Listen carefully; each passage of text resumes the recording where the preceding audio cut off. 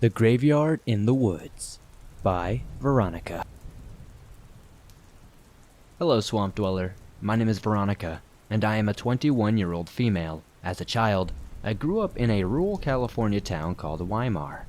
In Weimar, there is an old tuberculosis institute with a graveyard about a mile into the woods. There are hundreds of graves, and only about 50 of them have names on them. Anyway, when I was roughly around 8 years old, I used to walk around that graveyard by myself and meet my friend Eleanor, who was also about my age. We loved it because it was so quiet. It was like we had our own little oasis where no one else would be but us. I realized, looking back, that this was a bit weird. There were never any birds, no lizards, or any wildlife. Nothing would ever cross the fence line. After a while, I got bored and decided to sneak out and play with my friend at night one time. When we met up at the graveyard, it was about 11 p.m. She was already there waiting for me, but something seemed off. She was scared, and as I got closer, she whispered, "Run, need to run.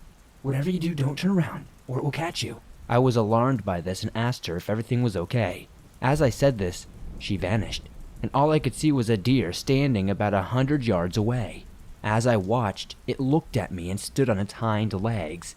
It was then that it started to, I don't know how to explain it, maybe change. I felt absolute terror as this thing's top head turned humanoid. Its arms were unnaturally long, with talon-like claws.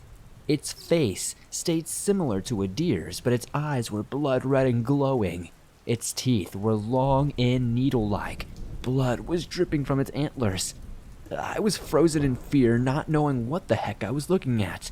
It started to charge at me at an insanely fast pace.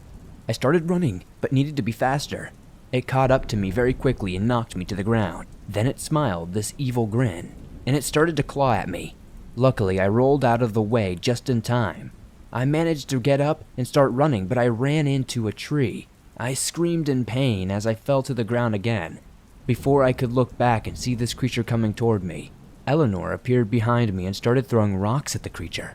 It screeched in anger and started chasing her. I took this opportunity to run home. Blood was trailing behind me, and apparently I had hit my head much harder than I thought because I was very woozy and there was blood all over my hands. When I got home, my mother drove me to the ER and I underwent 6 hours of testing and all that good stuff, got multiple stitches and the 9 yards. I have never returned to that unholy place. I don't know if I'll ever go back to that cemetery, but thank you for reading my story, and if anybody has any idea what this creature could have been, please let me know.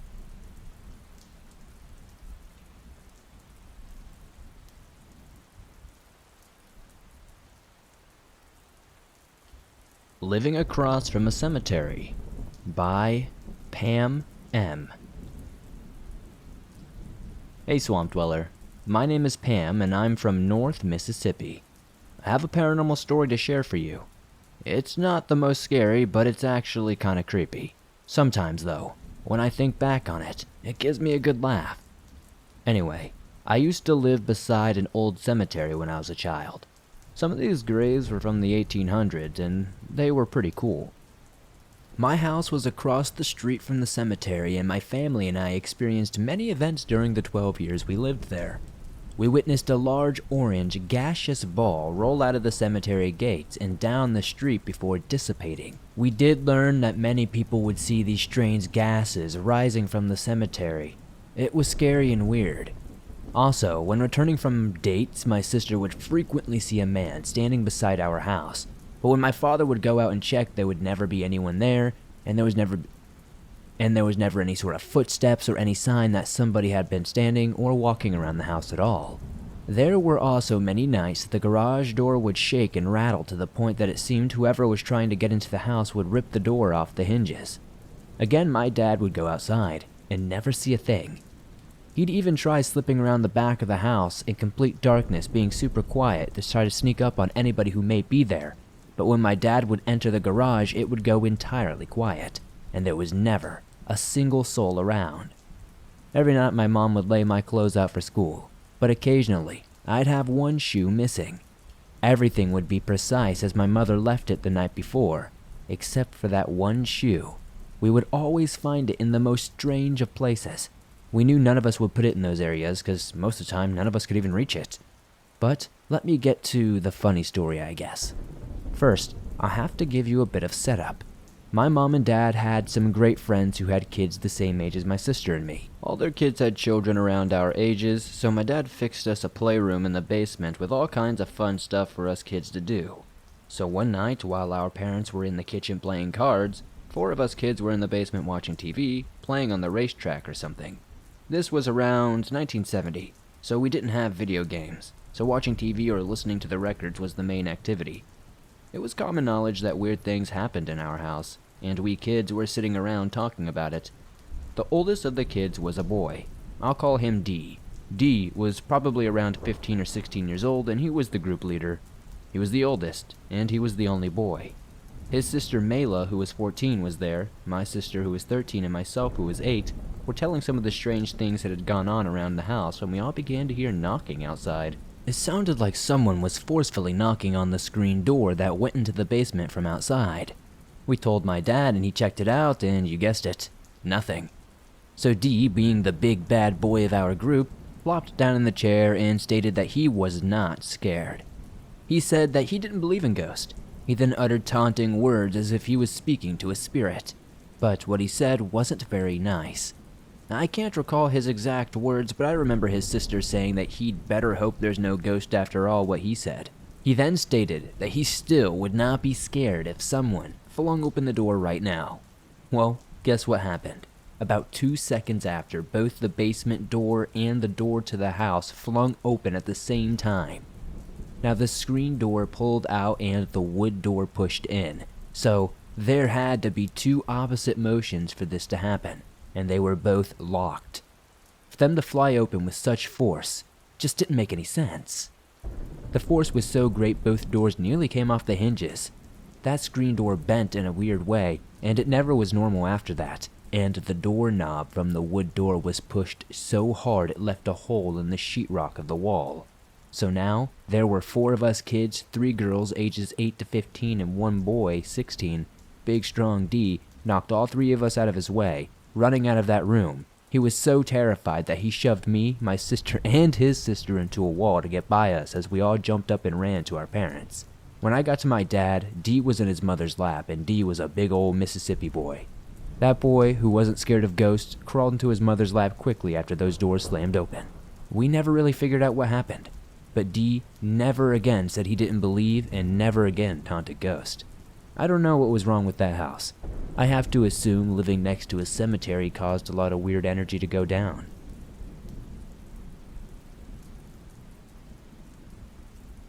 The Cemetery Stalker by E. Double Addict. I've been friends with this guy named Ryan for about 8 years now. We met in the 4th grade. We just finished our junior year of high school. He and I have been big fans of random walks, just taking walks and hikes into random areas. We've been doing it for a couple of years now, during the winter, spring, summer, and fall. Safe to say we love taking walks. He lives a few blocks away from a cemetery, and usually we go straight 2 blocks to get there and take a right down a hill. There's this bridge that we have to cross, then there's the cemetery. It's located on a large hill, so it's pretty visible if you're there. We grew distant during our 8th grade year and didn't hang out very much. I became the popular kid, which was shocking since I have always been an introvert. But anyway, I digress. The point I'm making is we only went on a few walks together that year. As a stroke of luck would have it, we would rekindle our friendship the first year COVID hit. We hung out more and more and talked a lot. We started walking to the cemetery and noticed this yellow sports car was always parked there. We didn't really think much of it. Maybe someone was grieving. It's a cemetery after all. We continued walking there, and the yellow car was at the same spot every single time we went. The lights were always turned off. It just sat there for hours at a time.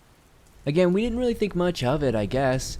After becoming a little more distant my sophomore year, we began hanging out more during the beginning of our junior year. We went to the cemetery like usual, and there was that same yellow car as always. It was just there doing nothing. We both knew it wasn't a worker since the vehicle was parked in the middle of the path he would drive through, not like at a parking lot or on the side of the road or anything. But we still carried on. Fast forward to May of 2022, we were just about to finish our junior year. We went to the cemetery sometime around 9 p.m. Since I got a job at a pizza place in January, I always worked from 4 p.m. to 8 p.m. every weekday except Thursday. We walked like usual, talking about true crime, how dry our love lives are, and the movies that were coming out soon. This time, however, we noticed the car wasn't there. The cemetery has a lot of hills and stretches out, maybe a few thousand graves with still more room to go. You have to walk up a mountain to get to the main area actually, and most of the graveyard is still not visible because of the hills. We continue walking to where the car usually parks since we've never actually been there. We continued talking about our lives and just silly nonsense when we noticed a car driving in the path. We didn't think much of it, again this is a place of grieving, but we saw that it was yellow. When it came close to us, the same type of headlight, same license plate, it was dark then. So we had to rely on our flashlights on our phones to see around. We got a little freaked out but carried on. We walked until the yellow car stopped at its usual place. We stopped roughly 30 feet away from the vehicle. For a second with our flashlights on, we heard the door open and footsteps approaching us. We gasped and shut off our phones. We bolted away. We were faster than whoever that was, but we knew they were running after us. I asked Ryan in a whisper if he had brought any pepper spray, and of course he wouldn't bring it the one time we would need it. We hid behind big gravestones for a couple of minutes waiting to see if they would run past, but they never did. They must have given up. We waited another couple of minutes, bolted out of the cemetery entirely out of breath, and never looked back. We joked about it a little since before we went into the graveyard we said, imagine if something terrifying would happen, and speak of the devil. What would have happened to us if they had caught us? What would they have done to us? I don't know. I'm just glad that we took extreme caution when we saw that car. Otherwise, I probably wouldn't be here to write this. Old Cemetery Hauntings by Rainer G. I've always looked the paranormal side of things to be mostly plausible. However, I've experienced things here and there since I was a kid that I'm confident can't be explained by science or illusion, but only as something otherworldly. Although nothing I've experienced has ever been necessarily disturbing, they have given me a lot to think about. One of these was the most personal and long-lasting experiences I've ever had, and this took place in May of 2014. Just as some background context, I live in Central Florida. Since it is a very touristy state, of course towns and other areas like to try and brush over the dark history and even erase it by building over top of it, trying to rewrite the narrative around it to be harmless and seemingly squeaky clean. In reality, Florida is the most southern state you can get. The Klan, Manifest Destiny, Civil War battles and skirmishes, Native American tribe displacement and eradication, well, I guess you could say attempted eradication because obviously the Seminoles are the only unconquered people, but I digress. If you ask the right people, some of the popular tourist attractions around me will tell you the truth about the atrocities there. So yes, it's likely that most of this state has some activity. At the time, I was in the 7th grade, and throughout the year, I had heard about my friend Bryce who lived out on the beach in a 4-story house. He had the entire attic and top floor to himself. The beach would be another 250 yards out from his house, and next to his house was an empty lot followed by an old graveyard, then apartments and housing. The headstones mostly faced towards the beach, but its entrance was towards the street behind it. I believe this graveyard was one of two things, but I can't remember for sure. It was either formerly a slave graveyard from Civil War times that turned into a segregated graveyard until the 1900s, somewhere between 1900 and 1909, or a Native American graveyard from the displacement projects or wars in the 1810s to 1850s. I'm leaning towards the latter though, because I've never been able to find out more about this graveyard. Bryce had told me about one night he couldn't sleep or something of the sort, and he looked out his window into the pitch black night to see a set of blue, glowing eyes looking at him from the graveyard. I would like to know what time of night it was. This had likely happened because the graveyard was in the process of being built over. They were laying foundations and uprooting the graves. They were just removing the headstones for most of it though. They weren't even actually taking the bodies or the bones and moving them, just the stones. Bryce was also a bit naive, but I never got the impression from him that he'd lie about something like this. I was intrigued and wanted to see it for myself. I finally got my chance on May 14th of 2014 on the last day of actual non-exam filled school. When we went on a field trip to a local theme park and ended the day having a party on the beach at Bryce's house. During this party, I made sure to get him to take me over to the side so I could go see it. He left me for a while. I looked at it and took out my for emergencies hand-me-down phone and took some pictures, as I had seen others do online. I truly regret to this day trespassing onto it and looking at these gravestones remaining, but my 13-year-old self didn't think that nothing could happen, you know? During the time I was taking these pictures, I did notice some people walking by on the street, but I'm sure no one was there by the time I took the pictures and left. I didn't see anyone at the time and went about the party. But when I got home and looked over the pictures, I found that there were 3 pictures that I took that clearly had a couple of people in them standing near the front of the gates. From the lower quality images, I could just barely make out that they looked like Native Americans. They were definitely from the Seminole tribe, which was the leading band of Native Americans who fought during those years previously stated in the beginning of the story. I always planned to move those pictures to a different phone over the last 8 years, but only a few weeks ago, back in November, did I remember about these at all. I guess I deleted these pictures or lost them sometime along the way, and of course I know this cliche, but just know they weren't anything special, but I had a weird and genuine, strange experience at a graveyard. Stuck in a Graveyard by Anonymous. This happened to a friend of mine this past summer and myself. We decided to go to a more miniature graveyard out of town, maybe 20 miles away or so. He wanted to go to his uncle's gravestone and try to talk to him. I believe we did attempt to contact him in some way. We, of course, wouldn't trust just any spirit talking to us, and we didn't. We finished up our visit and eventually made our way back to the parking lot to start the truck, and as I tried to put it into drive, it just wouldn't move. It was not shifting anywhere out of park. Mind you, it's near 2 a.m. or so. It's in the middle of the night, pitch black in the middle of nowhere. We don't think about it and go about trying to diagnose the issue with the truck without finding any reasonable problems. At this point, the spirits in the graveyard are mostly leaving us alone. We called our buddy, who was nearly 40 miles out from us, to come pick us up. We both suddenly get this eerie feeling and can almost see all of these spirits in the graveyard start circling us. This was the first time that I had ever felt genuine fear of ghosts. Their energy was radiating negativity and was feeling as if it was growing and growing more powerful the more freaked out we got. I felt like I was being watched by a million eyes. Our friend, thank the Lords, picked us up just before 3 a.m. hit. I would not want to know what would have happened or what we would have seen if we had been there for any longer, especially with the Devil's Hour coming very soon. We eventually did get the truck towed to a mechanic who said the damage on the line was going to the transmission, and he had not ever seen anything like this before. Not normal wear or tear, it was like something had taken thousands of tiny little nails and were clawing at it. It's definitely interesting.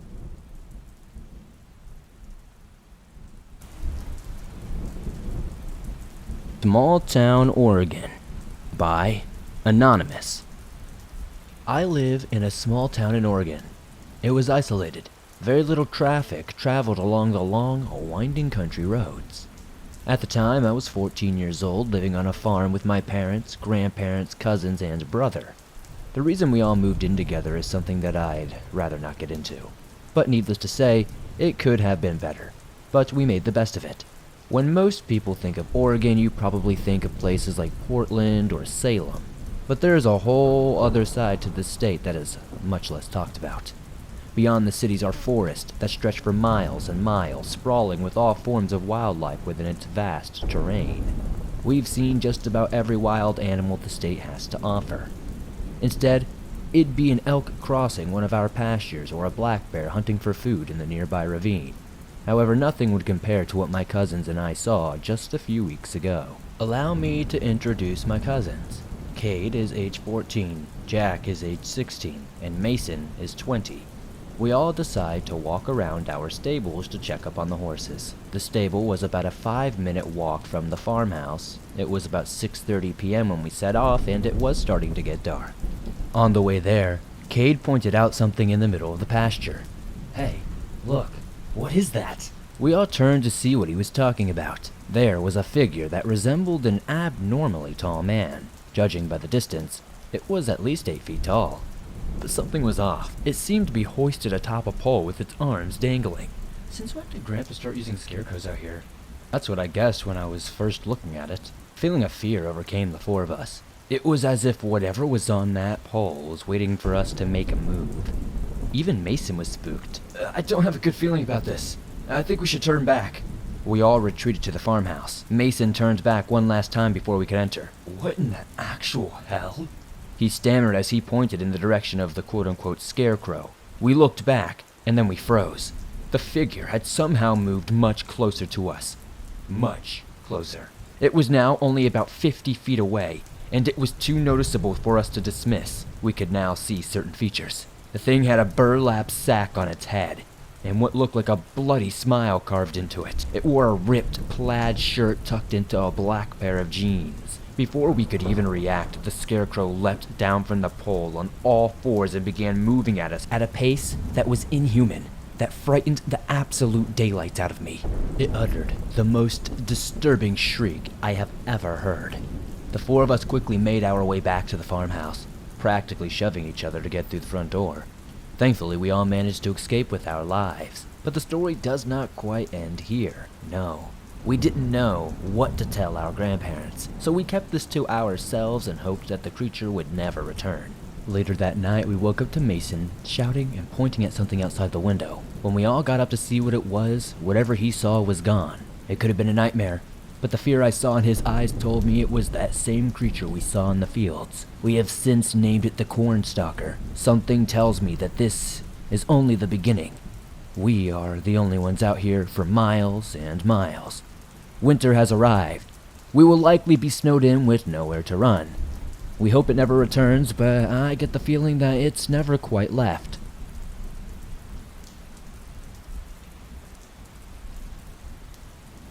Fast Old Lady in the Woods by Sylvie May. I'm glad I found this show, because honestly I love remembering the story. It's the weirdest and most wild thing that's ever happened to me. Also, I'm not great with words or typing something out, so I'm very sorry about that. This was in the 9th grade. I was walking this vast state park, which was right outside the town I lived in. My friend and I would go down the trails every now and then.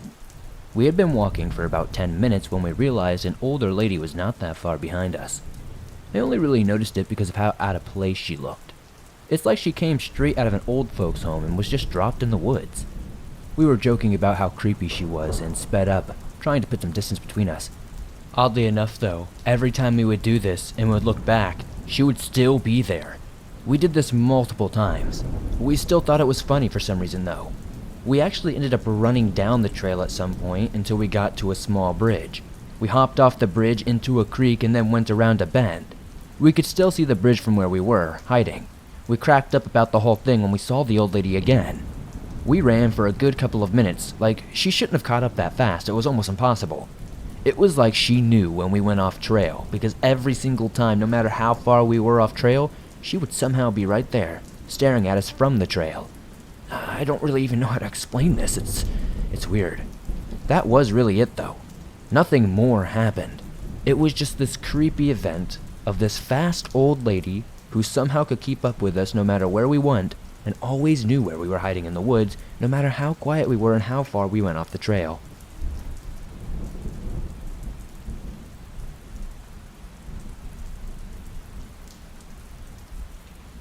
Backcountry Camping by Benny.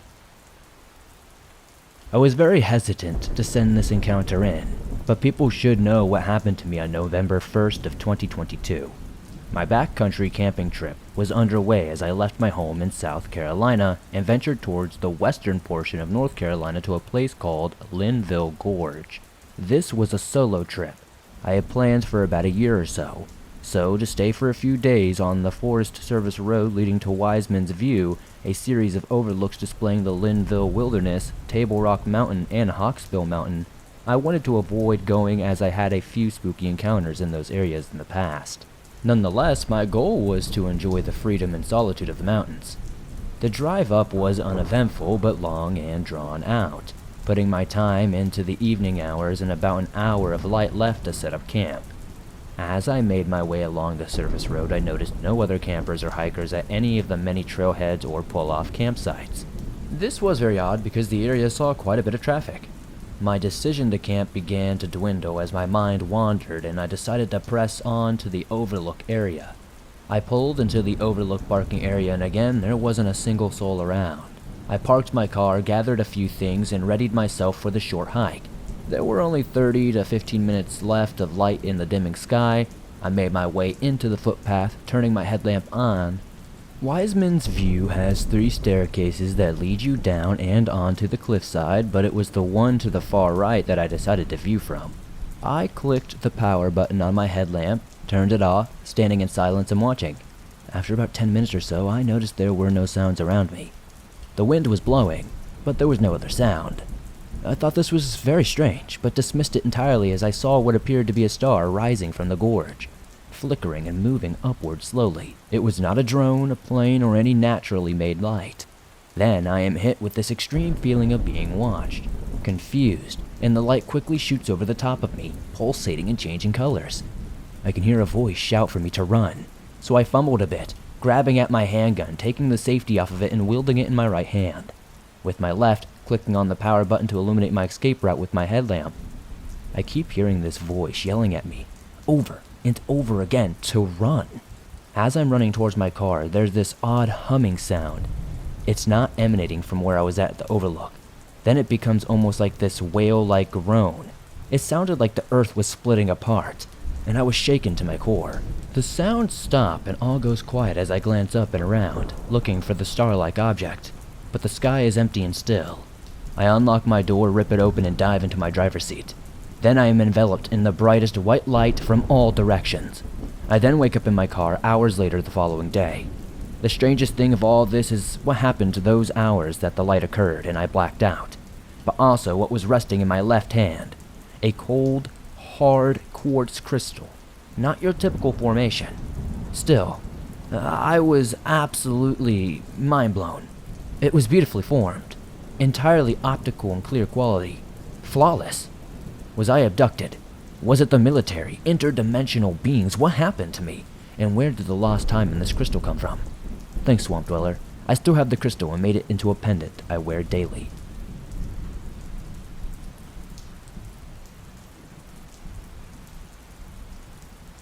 Always be aware while in the woods. By Hemish. I was on a working vacation with some of my family, my dad, and 2 of my sisters, and I've met one of my best friends. During the vacation, we went to Sweden to set up a camping ground so that people could set up camp in the next season. It was beautiful. They're dense woods and rocky areas that I adore since I don't have them back in the Netherlands. We got some forest, but no mountains. So this was exciting. Little did I know that that work vacation would not go as planned. We spent 2 days working and finishing the campgrounds, so we got almost the whole week to do whatever we wanted after that. My sister and my best friend spent a lot of time in the vast lake in the middle of the forest, which was pretty amazing. We laughed a lot, made dumb jokes, smoked cigarettes, and had the best time of our lives. One of those days I spent on the water with both my sisters because my friend had something else to do. So we were on the water, and I got bored. So I asked my sister if she could stop and set me off on the nearest part of the shore. So she did. And I knew I had to walk at least 5 kilometers, so about 3 to 4 miles, which isn't a problem to get back to the dense forest and back to that campsite. There were these huge rock formations that made it like a paradise as well too. So about 2 miles in, I came to the canal where I realized that I was standing on a vast island. I couldn't jump it or jump out into the water. Since it had just thawed out from winter time, I couldn't risk getting hypothermia, so I walked up the canal and found this huge fallen tree.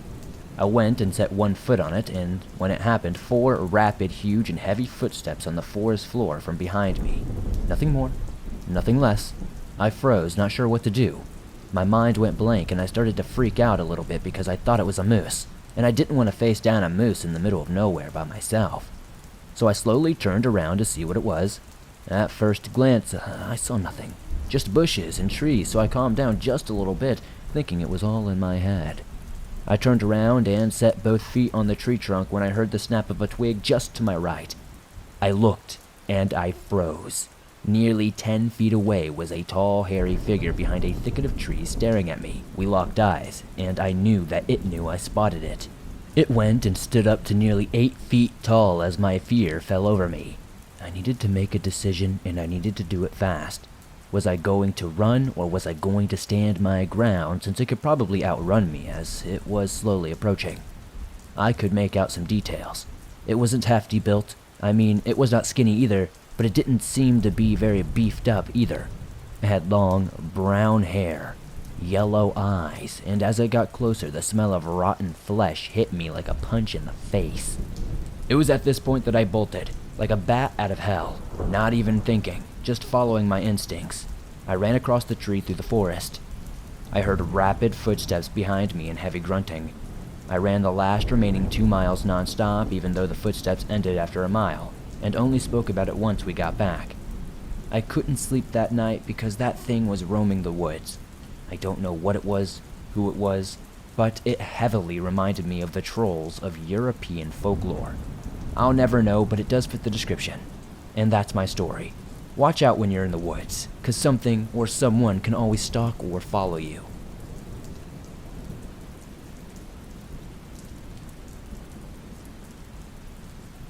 The Thing in the Woods by Nat N. This story happened to my friends and me about 2 years ago. For privacy reasons, I'll refer to my friends as Kyle and Jonah. We were all at my father's place for a weekend, just hanging out and having a grand old time. My father's area was very secluded and had a large forest next to it. One day we had the bright idea to go into the woods at night because we had just watched many scary movies, and honestly we were feeling brave. I'll admit it was a pretty stupid idea, but that's just how teenage boys are, you know? So as soon as it was dark outside, we descended into the woods. I was scared and asked them the whole time if we really wanted to do this. Kyle didn't know if he wanted to do it, but Jonah was hyping us up. When we were standing in the front of the forest, it was pitch black out. You couldn't see anything. At this point, I was like, "Guys, come on, let's go back." "Dude, nothing is going to happen," Jonah replied. "We walked this whole way. Now we have to do it," Kyle said. I chimed in, so I obliged. As we made our way through the forest, I was freaked out as possible. You know, I have no idea how more scared I could probably be. Every little sound was making me jump. I will admit I was being kind of a baby. But maybe it was warranted after all, because then it happened. "Guys, there's someone behind that tree," Jonah said with a scared voice. Kyle and I thought he was joking at first, but we also saw it when we looked in the direction he was pointing. It's hard to describe, but it looked like something you couldn't make out behind a tree. It was tough to tell because of the darkness. "Probably just a log or something," Kyle said, sounding pretty unsure. I was beyond freaked out at this point and begged them to go back. I guess everybody eventually agreed because we slowly descended back to the entrance. The thing also started moving. First, it started moving very slowly through the woods and started coming our way fast while making this grunting noise. We all panicked and ran back to my father's house as quickly as we could, hearing footsteps behind us the entire time. When we finally arrived, my father asked what had happened and why we were so spooked, so we told him. To this day, we have no idea what we saw that night, but one thing's for sure is I'll never go back into the woods when it's dark outside.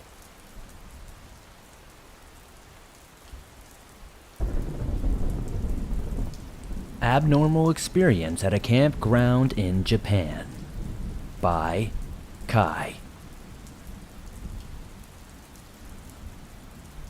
I usually keep paranormal and odd experiences to myself, but what I recently witnessed left me terrified and shocked.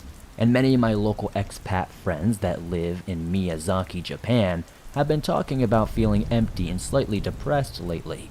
So I mentioned that I wanted to start my own YouTube channel where I review military food rations while camping with my dog. I already bought a GoPro and tripod for all of the snowboarding trips I go on during the winter. I also enlisted in the Navy and liked trying out canned food rations, so it could be a great way to start a new hobby and help me earn some money on the side. Japan had a holiday during the first week of November. I told my wife I would go camping with our dog Tomei for the first night in the mountains a few hours away from the city.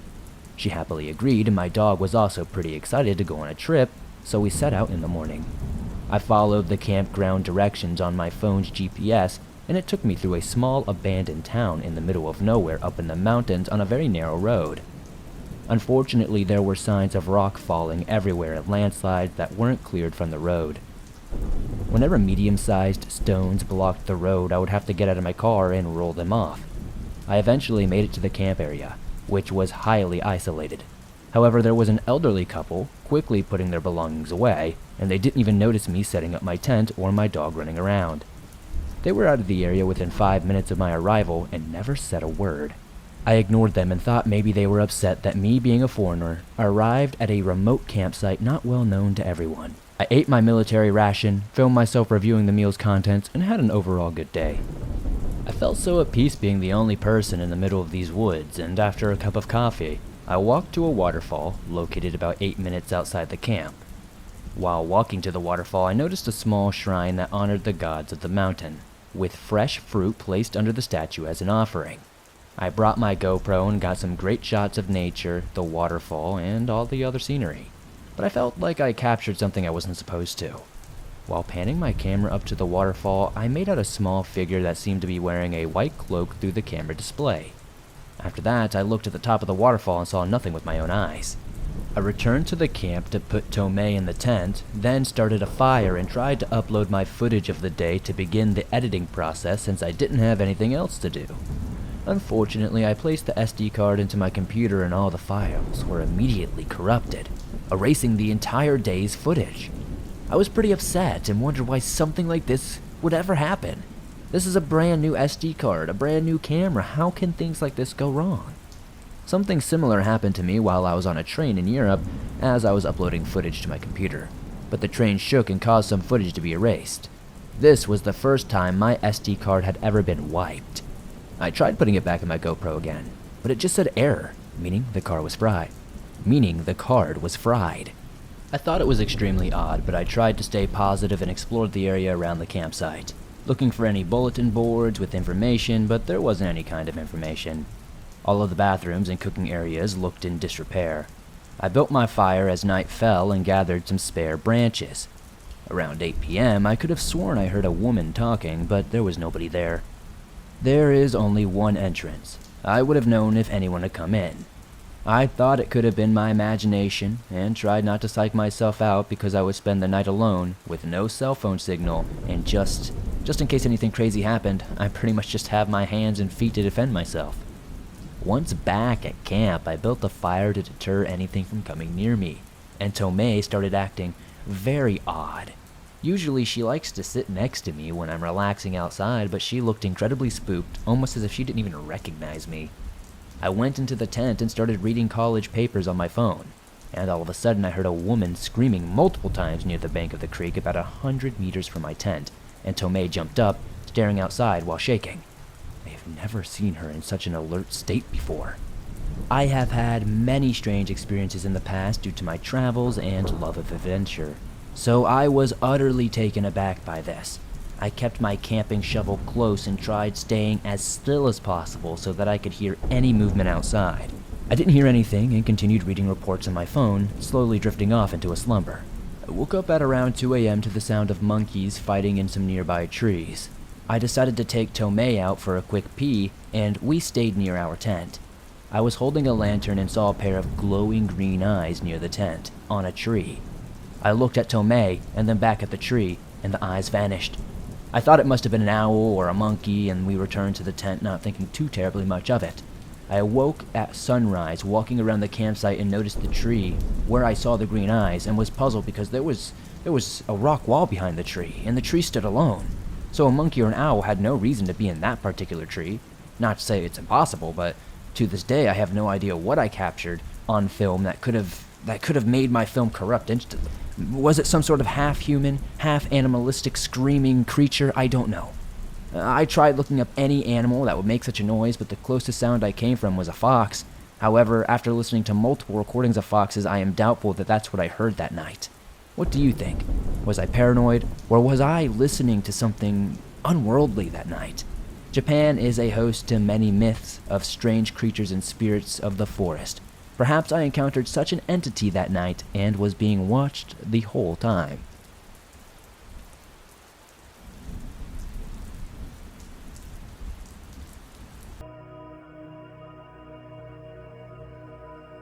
The Honey Island Rougarou by Boudreaux. Hi, Swamp Dweller. My name is Boudreaux, and I was born and raised in the Honey Island Swamp, one of America's most extensive and wild swamps, still mainly uninhabited.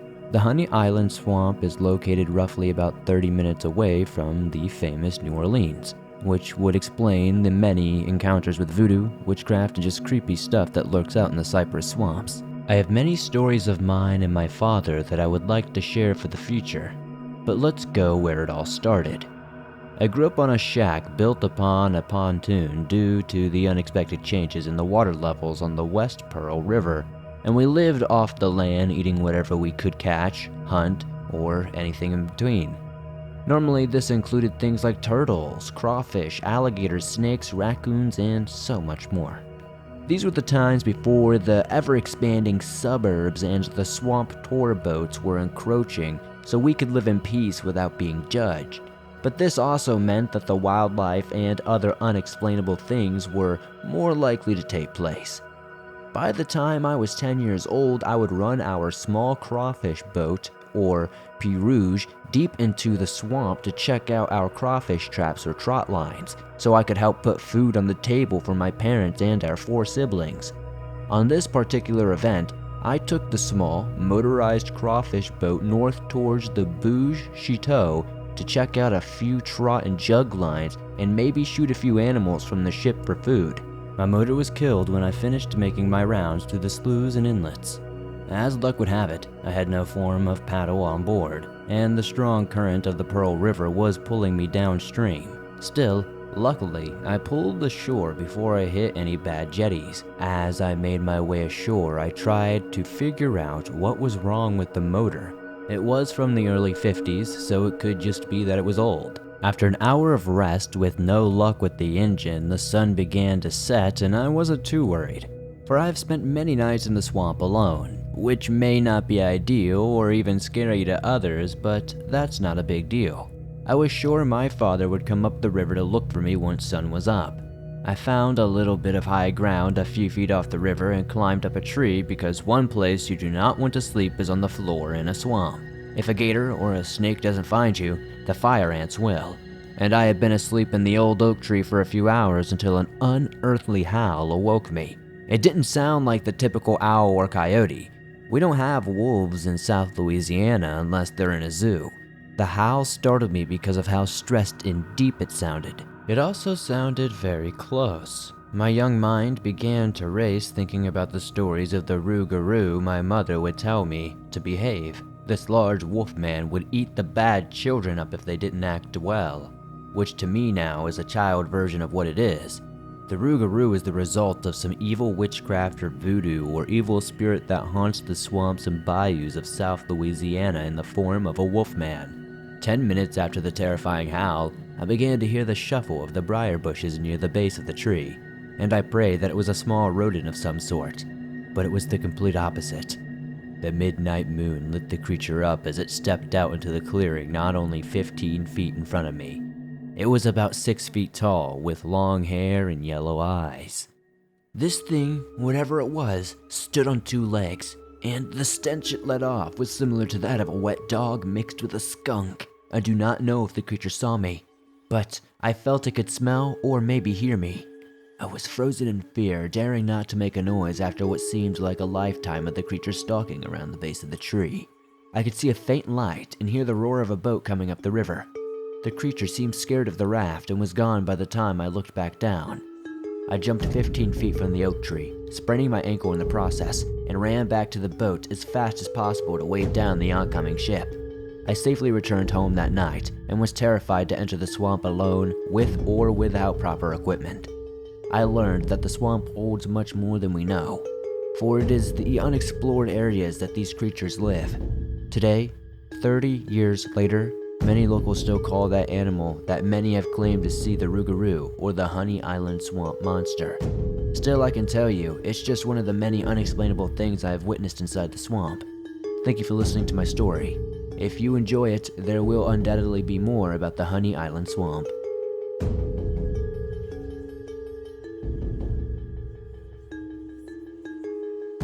My Michigan Dogman Encounter by Ellie D.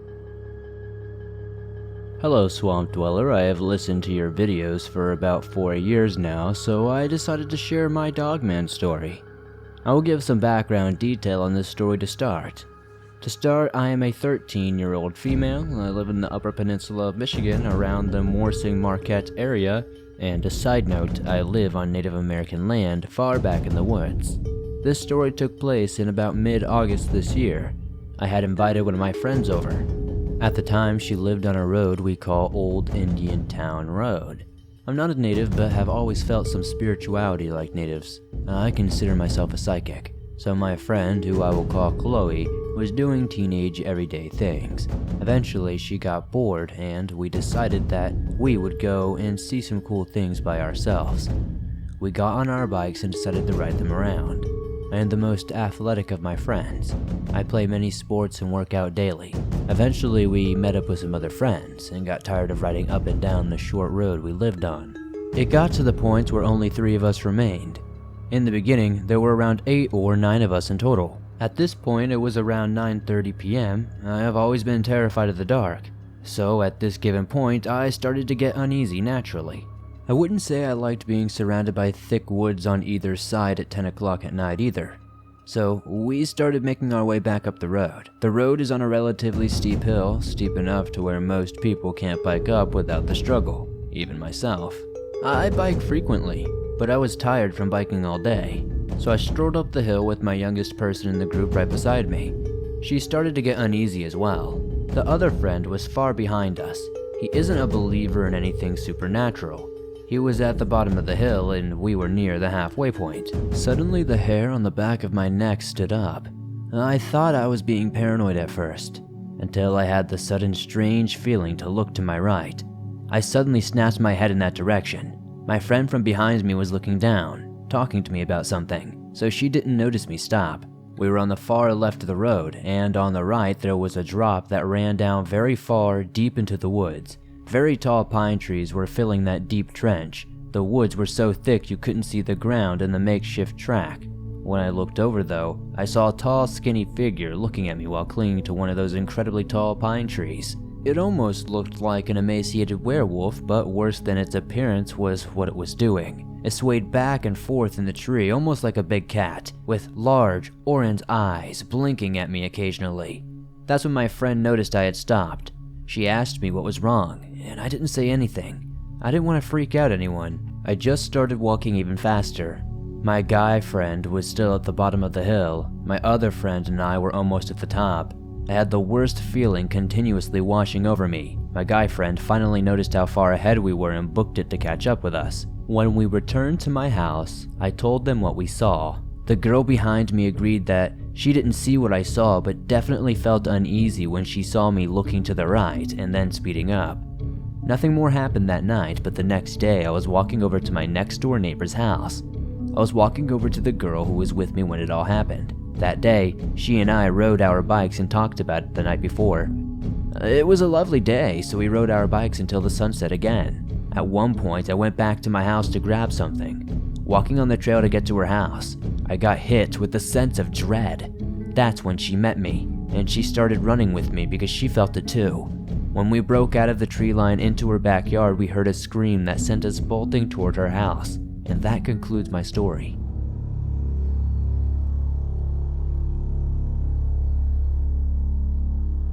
The Thing in the Snow by Dr. Null.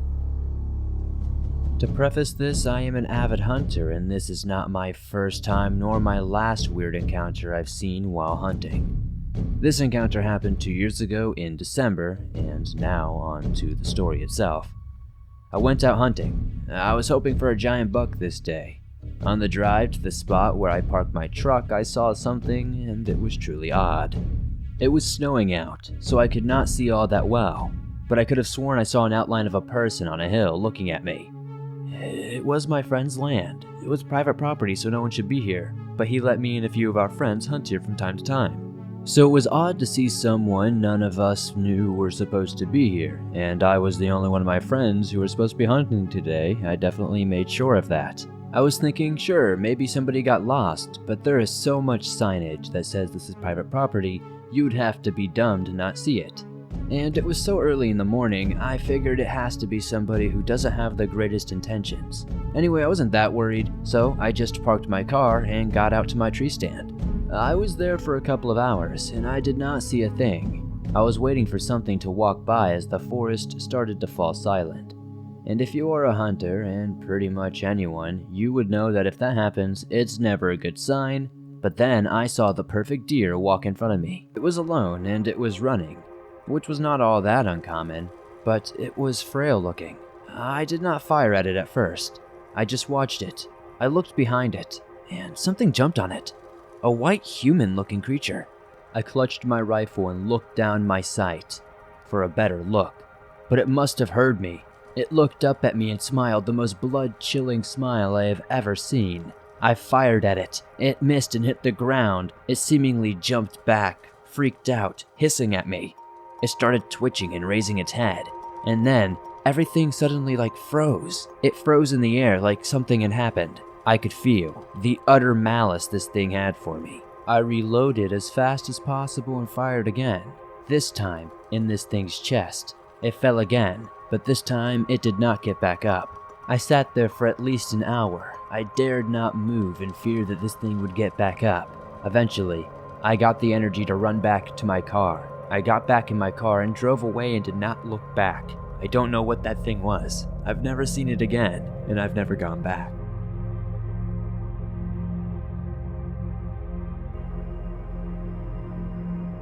That's No Deer by Mickey L. My name is Mickey. I have no other explanation for this story, so I thought I'd share it here. I just turned 16 years old and decided on my birthday to stay and visit my sister, who lives in Cleveland, which is about an hour's drive away from my hometown. I had been there for a few days already, and since my birthday is on the 23rd of June, the 4th of July is right around the corner. I had been upstairs in the attic for a few days sleeping, playing GTA, and doing some other things to keep me occupied because I had nothing else to do since I couldn't drive yet and my sister was at work most of the time. One night, my sister Morgan and her boyfriend Nate were sitting downstairs in the living room watching TV when Nate asked if we wanted to go to this secluded park and light some fireworks off. I immediately said sure because I had nothing better to do and I knew some of the parks were secluded from the big city from Cleveland. So, after about an hour of persuading Morgan to go, we all jump into his car. It's about 75 degrees out and it's about 1:30 a.m. It's a relatively nice night. We were driving for about 15 minutes when we finally reached this park. We are going down this giant hill when it suddenly gets exceptionally dark. There's no light pollution and no other artificial light, just what you can see from the headlights. We're driving for 10 minutes when I see a deer on the side of the road, which is typical for a wooded park, right? I look out my window and for a brief second, I see what looks like a giant deer face with glowing yellow eyes jerk behind this tiny tree and disappear entirely. I don't usually get freaked out by deer, but something about how fast it moved and how it just disappeared made me feel unsettled. It just looked wrong, and I'm pretty sure deer's eyes shouldn't be glowing that way. We finally arrive at a parking lot facing a giant field and the other side being woods. I still had a very unsettling feeling that I could not shake off. When we got out of the car, I noticed it had gotten cold outside, which doesn't make sense because it was just warmer out a minute ago. I felt a noticeable chill. I was leaning on the car and my sister's boyfriend went to set up his firework. I still felt we needed to leave, but I couldn't shake off this feeling, so I told my sister that we should hurry up and go because I felt weird. My sister, stubborn, just said to me that I have too much superstition and need to chill out. I watched the fireworks go off and we all looked at the stars for a little bit. After getting in the car, we sat for a bit when I heard branches breaking and heavy footsteps. The feeling I had before worsened, so I told my sister and boyfriend we really had to get home. I noticed off in the tree line that there looked to be a deer, but there was something off about this deer. From what I could tell from the silhouette, it was standing on its hind legs, just staring at us, seemingly trying to hide behind a tree. While doing so, we eventually started driving off. Once we all got home, I still felt off about what I saw. I couldn't shake that feeling either. There was no way a deer had a big face like that, and there was no way it could stand on its hind legs just staring at people for such a long time. The feeling I got was not expected. Afterward, I went upstairs to my attic room where my sister and I watched TV. I like to leave my windows open because the breeze from the lake feels good at night. I also like listening to the traffic and crickets, and occasionally you can hear the birds early in the morning. It was about 3:30 to 4 when my sister and I were sitting there, and I told her what I saw. She shook it off and told me I had probably just seen a deer. Then I noticed outside that I didn't hear anything. It was just quiet. That isn't normal at all for Cleveland, and not the peaceful quiet, the eerie type of quiet. Then I heard a very loud whistling coming from different parts of the neighborhood. I thought there was no way a human would be whistling that loud. It just emanated from so far but never lost its volume, let alone it was coming from all different directions at the same time. I closed the curtains and asked my sister if she heard it, and she replied with, "What are you talking about? I don't hear anything." Then the unsettling feeling set in again, and my stomach sank. I didn't sleep a wink that night. I still don't know what I saw that day nor what was whistling, but I'm hoping that I never have to see it again or hear it again.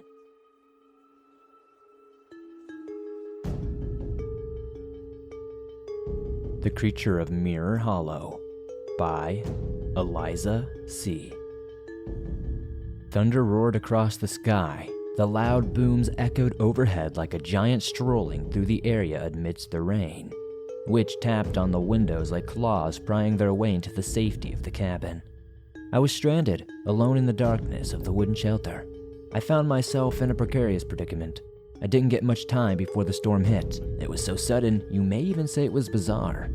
The last thing I remember before it all started was I had walked off the path to a side trail to forage for some stuff I had seen on TikTok that might be in the area. However, I noticed something was off. The trees, they just weren't right. I couldn't put my finger on it at first, but as I walked on, it hit me. None of the trees were different here, all completely symmetrical, almost as if someone copied and pasted one all over this part of the forest. Only then did I notice the sky.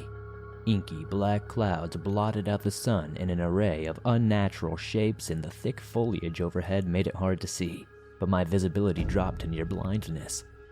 I knew I had to find shelter and fast, but I didn't know where I was anymore.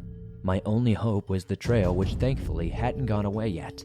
I didn't know where it went, but I knew it had to go somewhere, and indeed it had to end sometime soon. So that was my plan. I booked it full throttle down the trail. This was a mistake. As the first crack of thunder shook the sky, with it came the tears of God, an immense downpour and the likes I had never seen before. I had only been running for 10 minutes before my luck ran out, and I slipped into the wet earth beneath me. Falling hard and forward, a blinding white flash illuminated my downfall. I could see the cabin ahead of me, right before I ate a serving of mud pie. The shelter was within my grasp at last. I didn't get up right away though, and I think I regret that the most, because then I heard it. Among all the noises, one stood out as I rested my eyes. It was faint, but it was there. A wet slapping noise was quick, like bare feet in the mud headed this way but not on the trail. As it grew closer, you could hear the trees falling as they tore through the dense forest, each crash distant, rumbling the earth as if it was competing with the sky's voice. My heart fell 10 stories in my chest as the threat was realized. I only came out here for some fungi, not for whatever this thing was. I tried quickly to get up, desperately trying to avoid slipping as I did. I hurried to the cabin as the sky and earth shook together in an elaborate song for the lightning to dance to. That thing drew near as I made it to the door. I prayed for the first time in my life that it wouldn't be locked, and to my amazement it was not. I ran through the doorway, slammed it, and I fell around the edge of the door and locked it in a panic and made sure all the windows were locked as well. As I heard the trees crashing just outside, accompanied by that dreadful wet slapping, I almost thought I was too late. But I had found it. A latch. I couldn't help but chuckle as I realized just how little this would probably do. But I obviously locked everything regardless, as it could buy me just a second of time. After I had an opportunity to get my bearings together, I turned away from the door as another flash illuminated the interior through a nearby window. There was a table upside down in the middle of the room. Everything was coated in a thick layer of dust, and chairs were knocked over and astray. There appeared to be no other furniture and only 2 rooms, the second being the bathroom. There was no food, water, or any sign of life. I could only wait out the storm and hope that thing doesn't find me here.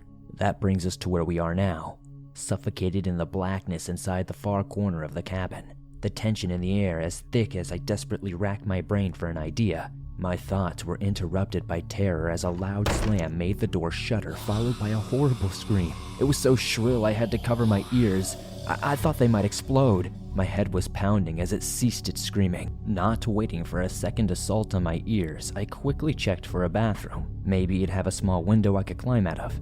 Unfortunately, the window in the main room was close to the door, and I knew I couldn't outrun that thing. I couldn't let it see me leave the cabin. I entered the bathroom instantly. Seeing a lack of any window, I wanted to give up and cry, but there had to be something. Anything. I returned to the main room just as quickly as I had left. I screamed, my voice filled with terror and despair as I saw it. A bright flash lit up just enough to catch a glimpse of it as it stood crouched outside the window peering in. Its empty black sockets devoid of life but filled with rage. It was a deer skull, no doubt. It wasn't too tall, and its anatomy was all wrong, almost broken as if it were in agony and its bones were screaming. It radiated death, and I was frozen in its cold stare. In the corner of my eye, I noticed a fireplace as another flash illuminated the room. But the creature had disappeared at this point, and I knew it couldn't be far, only trying to find a way in. So I dove for the fireplace. After being snapped out of my daze, it was my last option. I didn't give it good odds. Part of me already dug a grave for myself in my mind. I didn't get far inside before the sound of wood splintering shattered any hope I had left. The door flew off its hinges against the back wall, the creature audibly slamming into the wall with it probably having jumped full force into it. I made sure to tuck my feet in amongst all the commotion. But my breathing panicked and I had difficulty calming myself down. I was sure it would find me, as I could hear the wood groan under the weight of each step it took, as it searched around. One heavy thud after the other, slow and deliberate. Each one sent an icy chill down my spine. Then the smell hit me. It must have been just in front of the fireplace. It smelt like earth and rot with the metallic blood smell mixed in. It was putrid, like a decaying corpse in a shallow grave. But it was much worse. My throat felt ticklish. The stench was too much and I couldn't hold it any longer. I gagged hard, spitting up below. It snarled and its maw snapped with a primal hunger as it shoved its head inside the base of the fireplace. I screamed in horror as hot tears steamed down my face, desperately trying to go up further in the fireplace. As I thrashed, I managed to make it about 5 feet up the chimney, but it too was trying to cram its massive frame inside. My muscles were sore and I was tired. I felt like giving up as I watched it well.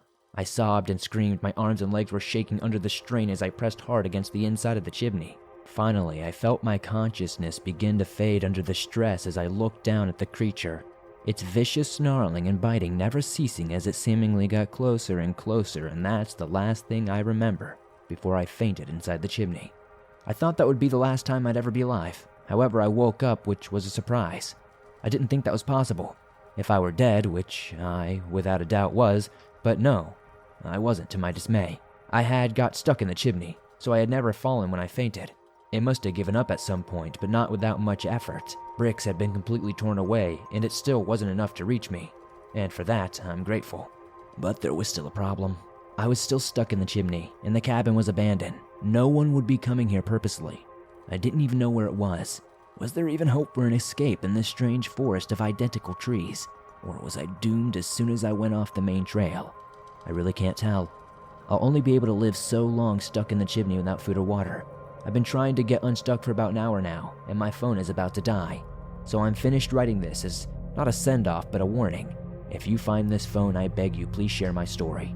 I'm sure you'll have a dreadful time reading it at first, so it's up to us. If you ever find this place in the forest where every tree is identical, turn back now.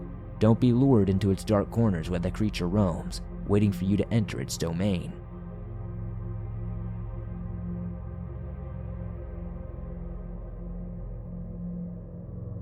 Joshua Tree Not Deer by Anonymous. I went to Joshua Tree National Park a few days ago in an Airbnb with 3 of my friends. The house was a nice size and had to be accessed by an unpaved dirt road. The closest place to us was maybe a mile or 2 away.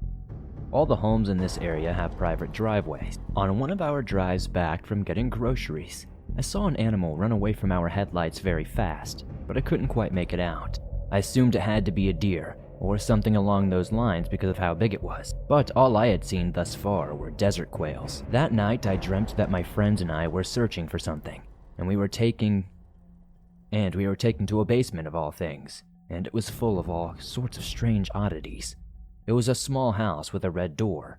We went inside, but I don't remember what was there. This may or may not have anything to do with my experience. I read that dreams do often correlate with experiences, though. On one of the nights of our stay, we had a bonfire and did some stargazing. I had to pee at one point, so I went inside and was gone for maybe 5 minutes max. When my friend and I returned, my 2 other friends weren't sitting by the fire anymore, so I just sat and waited for a couple of minutes for them to come back. But I went inside to check on them eventually, but they weren't there either. We go back out and start calling for them and get no response. Instead, we hear coughing coming from the right side of the house, where the pool area was. We immediately knew it was our friend because they had been reserved. Our first instinct was to find and help them. At some points during our trip, we had gotten concerned that they were sick, but they ended up feeling much better. We start looking for them by the pool, but we call again and we get no response. But we do hear the same coughing, the same pitch, everything. It's almost like a mimic. It was the same cough maybe 4 or 5 times in a row. We thought our friend was throwing up or maybe smoking. Usually when we called for them though, they would answer immediately. Except for this time, there was just more coughing. The last time we called, they had finally answered and started coming around from the opposite side of the house from where we were. Unfortunately, the sounds of them walking and talking went from the left side of the house just seconds after we heard them coughing on the right side, and they were utterly oblivious to everything that was happening. They had no idea about the coughing, and didn't even hear us calling until they got closer to the house. As soon as I realized the coughing was a lure for us, it confirmed that something had been keeping an eye on us. Based on what I've read, I'm not sure if this is a skinwalker experience, a not deer experience, or something similar. I'll answer any questions. I also need to know if I should go get cleansed. This can't be chalked up to hearing things because of weed. We all have high tolerances, and weed doesn't make you hear things. Anybody who says that has clearly never really smoked. We were both very aware, and I was probably the soberest. It was hushed, too. We had to turn off the music because we were talking. We ended up smoking later that night, and the friend we thought we heard coughing had such a soft cough that you could barely listen to it. The pitch of the coughing we heard specifically sounded like our friend, but as if it was stuck in their throat or throwing up.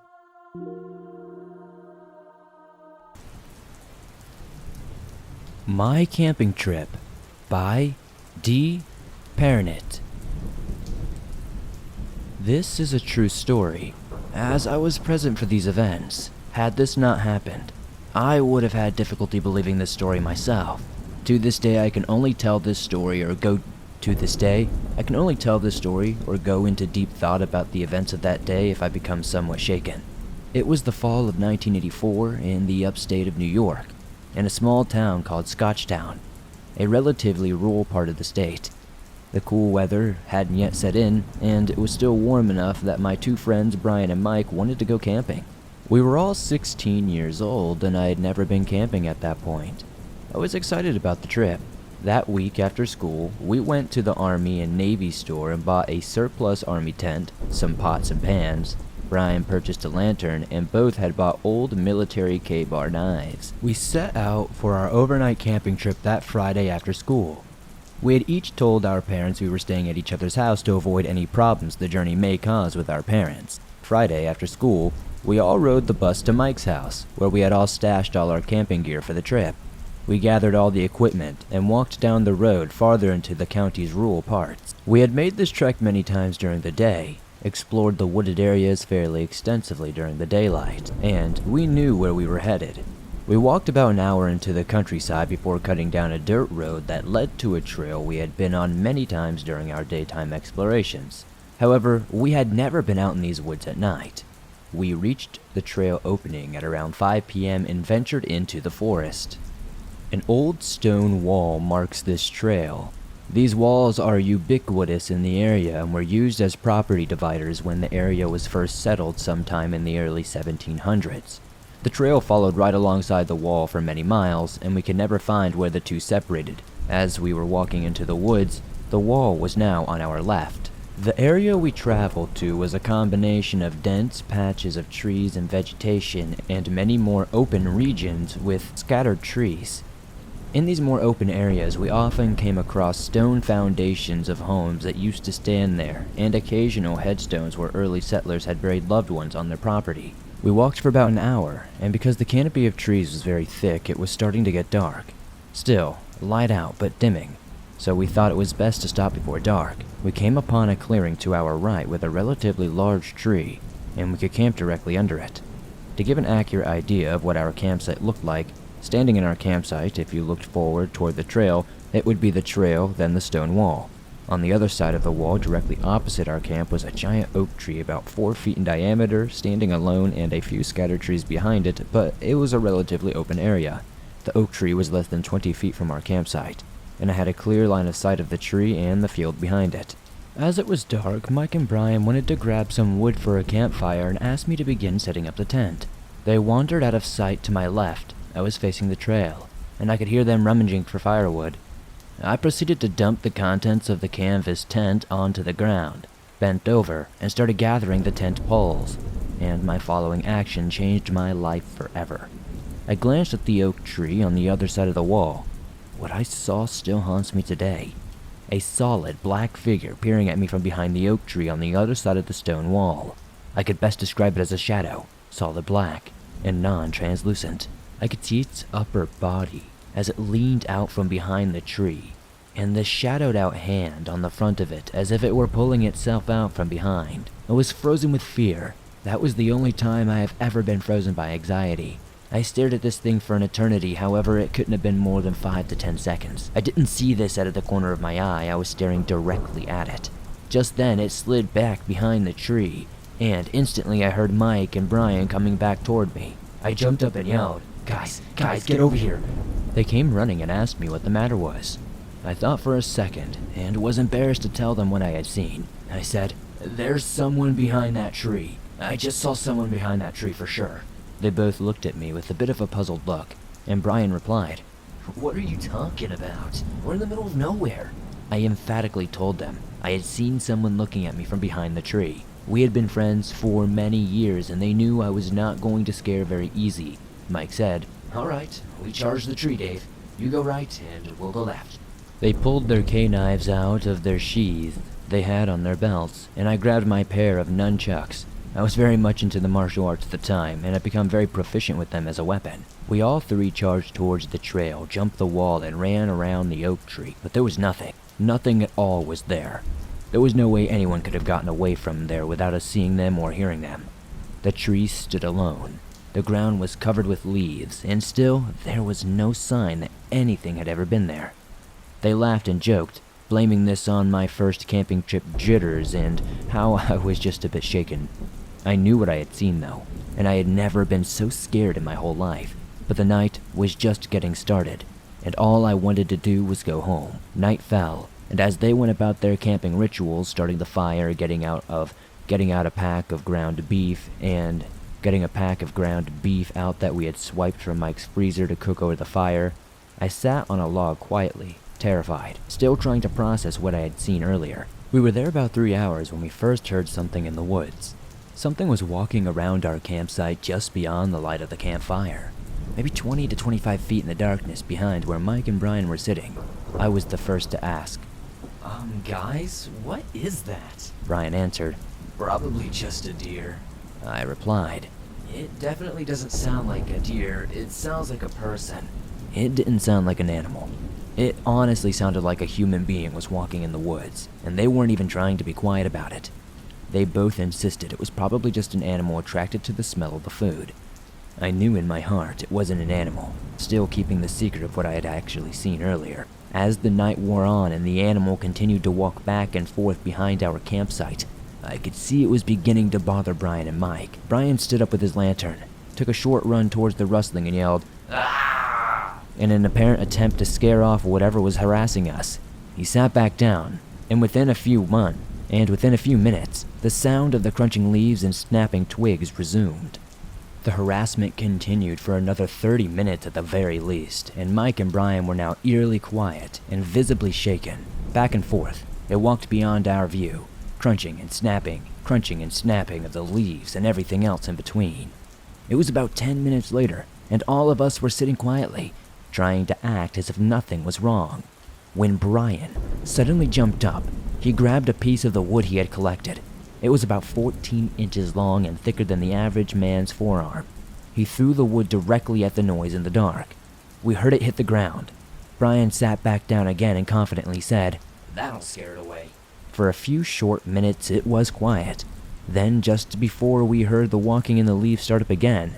This time, it sounded like it only took a few steps and then stopped. We all sat there quietly, not knowing what to say, what to do, when all of a sudden we heard a whoosh of something cut through the air.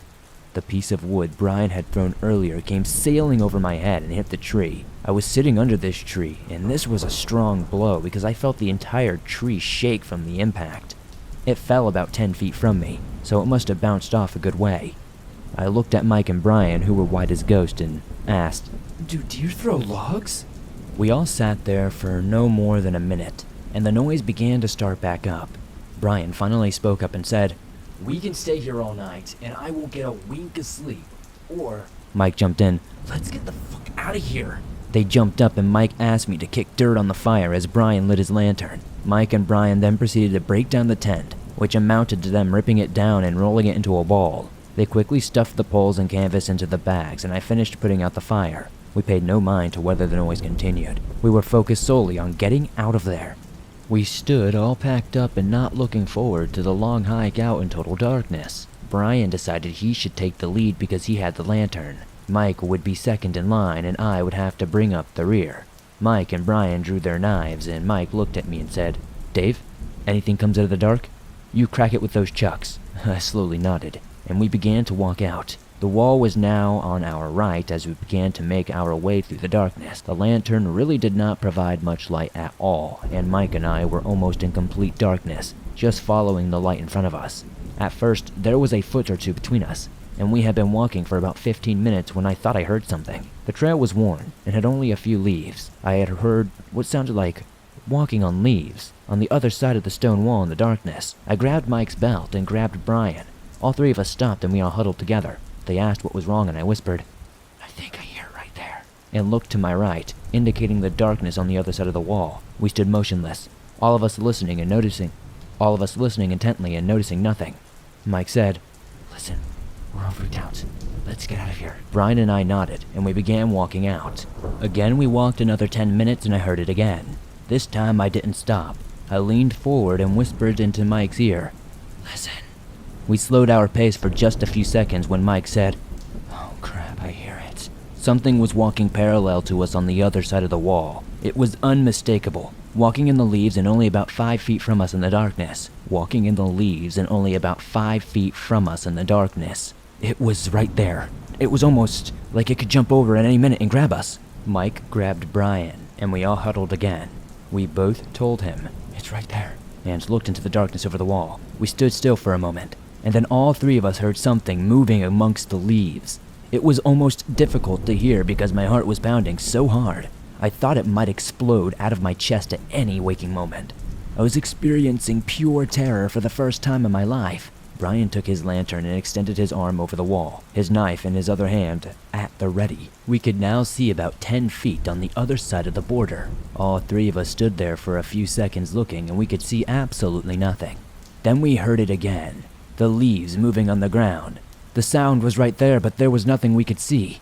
Brian said, Let's get out of here. And Brian started yelling that we should get out of here, and we still had about 40 minutes of walking ahead of us. We started walking again. The noise immediately started again. It kept pace with us, and it was apparent it wanted us to know it was there. Brian stopped and suddenly said, "Let's run as fast as we can for at least 30 seconds and stop and see what happens." We agreed, and off we went running as fast as our teenage legs would carry us. We stopped, out of breath, listened, and we heard it. Stomping in the leaves in the darkness on the other side of the wall, it was chasing us. We huddled together, ignoring the noise it was making more than a few feet from us in the dark.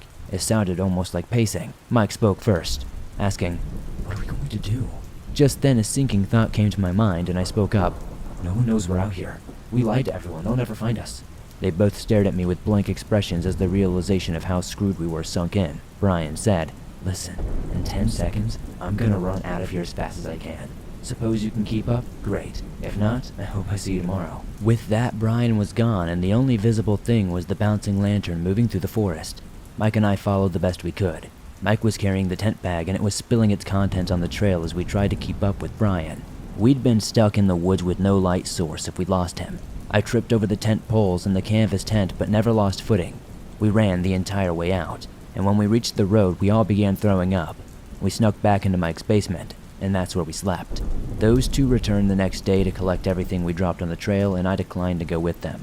They went back the following weekend, getting prepared with tripwires, flashlights, and machetes to prove something I never did. Even though I grew up hiking around those woods, since then I have not spent a night in the woods and have no plans to ever venture into a forest again. I never told them what I saw, but I know what I saw, and nothing will change that fact.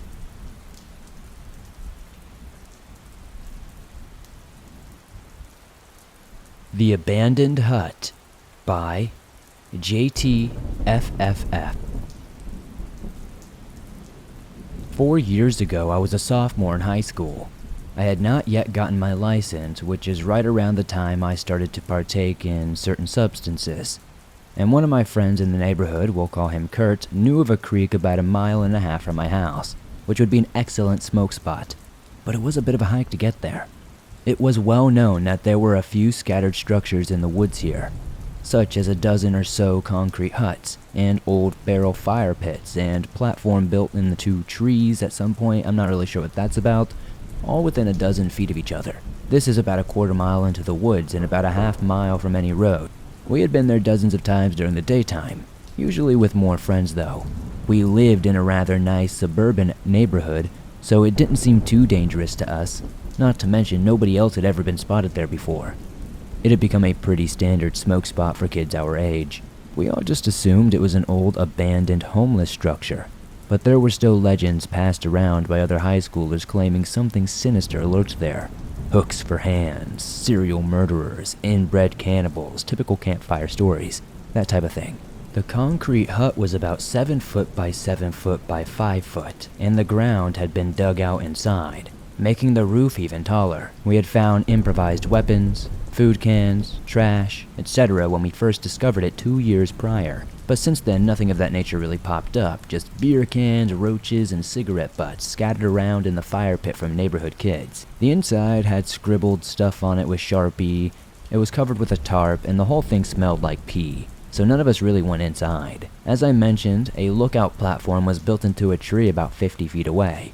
An improvised ladder of branches leads to the 5 foot by 5 foot platform about 20 feet off the ground. The wood was water damaged, so it was very hard to get up there. Back on track, this particular October evening, Kurt and I left at about 6 p.m., hoping to get there before dark. We had several other smoke spots that were close to my house, but nothing quite matched the excitement and the charisma of the hut. We make our way through the neighborhood, through some backyards into a field, and finally pass through the tree line. Stones laid out across the creek allowed us to cross without getting wet. Right around the time we got there, the sun was almost entirely set, and there was not much light coming through the trees. This was the first time either of us had been there at night. We hiked up the last 500 feet uphill, barely seeing the hut through the darkness. The atmosphere had us both uneasy, and we talked with the quietest whisper possible. We didn't want to approach the structure, so we decided to smoke about 50 feet from the hut, right on the edge of the bluff we had just climbed. I shifted a few feet over to get some more even footing before we started, and I felt my foot snag on a fishing line running about a foot off the ground tied to the tree next to me. A loud clang was made as the line yanked an empty metal bucket into metal scrap planted into the ground. It was a makeshift alarm. We hear someone moving down from the platform in the tree, about 20 feet away from us, and drop into the leaves below. We take off down the bluff, sliding on our asses and hitting trees. We still hear scurrying and grunting behind us. We get to the bottom and sprint through the creek. I trip on the loose rocks below me and fall into the cold water before bolting up and continuing to run. About a second later, we hear splashes behind us. At this point, we clear the tree line and are in a quarter mile of an open field. We sprint as fast as we can. Kurt and I are hurt and out of breath, and the person is catching up. We can hear them behind us breathing heavily and their loud footsteps growing closer and closer. We sprint through someone's backyard and listen to their dogs barking. We finally run into the middle of the street and a car slams on its brakes. Kurt and I screech to a halt to avoid the vehicle. We turn around to see somebody standing just outside of the floodlights of a nearby house before they turn around and run back toward the forest. We apologized to the driver, ditched the weed, and I called my sister to pick us up. We explained what happened, begged her not to tell my parents, and we have never returned to that creek again.